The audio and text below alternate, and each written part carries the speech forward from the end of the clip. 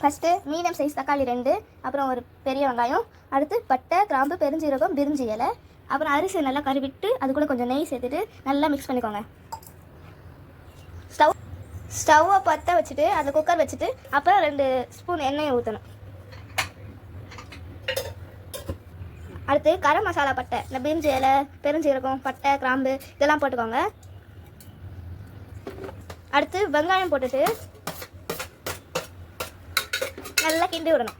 வெங்காயம் நல்லா கோல்டு கலரில் வர வரைக்கும் கிண்டணும். இந்த மாதிரி கோல்டன் கலரில் வந்ததுக்கப்புறம் நீங்கள் தக்காளியை சேர்க்கணும். சேர்த்ததுக்கப்புறம் அது கொஞ்சம் கிண்டி விட்டுட்டு அது கூட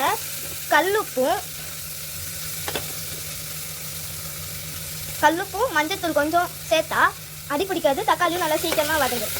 இப்போ பாருங்கள். அடுத்து நீங்கள் இஞ்சி பூண்டு பேஸ்ட் அரைச்சி வச்சுக்கோங்க. அரைச்சி வச்சுட்டு தக்காளி இப்படி நல்லா வதங்கினதுக்கப்புறம் அரைச்சி வச்சுட்டு நீங்கள் அதை போட்டுடணும். போட்டு அந்த பச்சை வாசனை போகிற வரைக்கும் நீங்கள் வதக்கணும். நல்லா வதக்கணும். அடுத்து உங்கள்கிட்ட இருக்க மிளகாத்தூள் மிக்சிங் இருக்குல்ல, அதை எடுத்து போடணும். எவ்வளோ காரம் வேணுமோ போட்டுக்கலாம். 1 டம்ளர் அரிசிக்கு நீங்கள் 2.25 டம்ளர் தண்ணி ஊற்றணும். 2 அப்புறம் 1 கால், அவ்வளோதான். அப்புறம் தேவையான அளவு நீங்கள் உப்பு சேர்த்துக்கணும். தண்ணி இப்படி கொதிச்சதும் நம்ம ஊற வச்சிருந்தாலும் அந்த அரிசி எடுத்து போடணும்.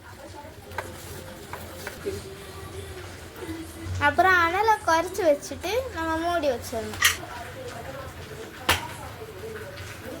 பார்த்தீங்கன்னா உங்களுக்கு ஃபுல் அண்ட் ஃபுல்லாக வெந்துடுச்சு. இது சாப்பிட்டு பார்த்துட்டு பிடிச்சிருந்தா லைக் பண்ணுங்கள், ஷேர் பண்ணுங்கள், கமெண்ட் பண்ணுங்கள்.